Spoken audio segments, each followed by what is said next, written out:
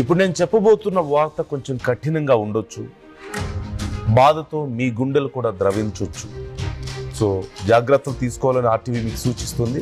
Viewers description is highly advised. Cherlapalli software విజయశాంతిరెడ్డి case మిస్టరీగానే మిగిలిపోయింది. చేతికొచ్చిన పిల్లలను తీసుకొని ఆ తల్లి తీసుకున్న ఈ డెసిషన్ ప్రస్తుతం అందరినీ కలిచివేస్తోంది. మంచి ఉద్యోగం, లక్ష జీతం, వెల్ సెటిల్డ్ లైఫ్ అయినా విజయారెడ్డి లైఫ్లో ఏదో తెలియని అసంతృప్తి. అసలు విజయ చనిపోవడానికి కారణాలేంటి? చనిపోయే ముందు ఆమె మానసికంగా ఎంత క్షోభను అనుభవించింది? పోలీసుల దర్యాప్తులో ఏం తేలింది? జనవరి 30న విజయారెడ్డి పిల్లలతో కలిసి చర్లపల్లి రైల్వే స్టేషన్లో ప్రాణాలు విడిచింది. 2 బిడ్డలను గుండెకు హత్తుకొని రైలు కింద పడి చనిపోయింది. విజయారెడ్డి సురేందర్ రెడ్డిలకు 2007లో వివాహమైంది. సురేందర్ రెడ్డికి ఉద్యోగం రావడంతో 4 ఏళ్ల క్రితం దుబాయ్ వెళ్ళాడు. విజయారెడ్డి తన తల్లితో కలిసి రాఘవేంద్ర నగర్లో ఉండేది. ఒక సాఫ్ట్వేర్ కంపెనీలో టీం లీడర్గా పనిచేసేది. విజయారెడ్డి 2 పిల్లలు విశాల్ రెడ్డి, చేతన రెడ్డి హాస్టల్లో ఉంటూ చదువుకునేవారు. అంతా సాఫీగా సాగుతున్న సమయంలో విజయారెడ్డి తీసుకున్న నిర్ణయం పిల్లల పాలిట శాపంగా మారింది. చనిపోయే ముందు విజయారెడ్డి పడిన బాధ చూస్తే కన్నీళ్లు ఆగడం లేదు. బతకాలని ఉంది, జీవితంలో ఇంకా ఏవేవో సాధించాలనే కలలున్నాయి. కానీ అన్నీ ఒక్కసారిగా మారిపోయాయి. నా జీవితం నన్ను బ్రతకనివ్వడం లేదు.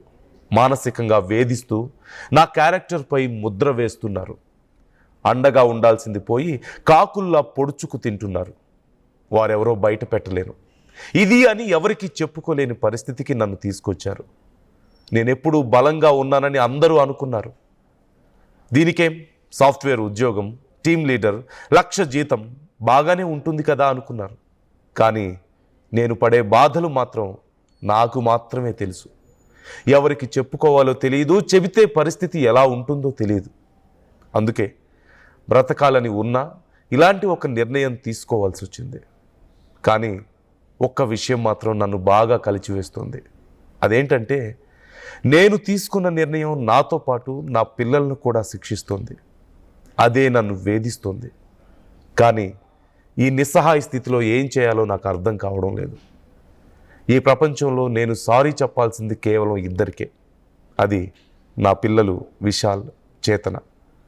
సారీ నాన్న, మీ లైఫ్ ఇప్పుడే స్టార్ట్ అవుతుంది. ఇంకా ఎంతో మంచి భవిష్యత్తు ఉంది. ఎవరున్నా లేకపోయినా నేను మీకు అండగా ఉండి మీకు మంచి లైఫ్ ఇవ్వాలనుకున్నాను. కానీ నా వల్ల కావడం లేదు. నన్ను క్షమించండి. మరో జన్మంటూ ఉంటే మీరు మళ్ళీ నా కడుపులో పుట్టినరా, అప్పుడైనా సరే బాగా చూసుకుంటా. ఇక ఈ జన్మకు సెలవు. దేవుడా, నీ దగ్గరికే వస్తున్నాం, కనీసం అక్కడైనా మాకు ప్రశాంతతనివ్వు అంటూ విజయారెడ్డి గుండెలు పగిలేలా రోదిస్తూ పిల్లలతో సహా ఆ రోజు చనిపోయింది. చరిత్ర సృష్టించినోడు ఇప్పుడు ఆ చరిత్రని తిరగరాయబోతున్నాడు. అబద్ధాల గోడల్ని బద్దలు కొట్టి నిజాలను రాగా మీ ముందుంచబోతున్నాడు. నిజమైన వార్తల కోసం వెంటనే డౌన్లోడ్ చేసుకోండి రా యాప్ని.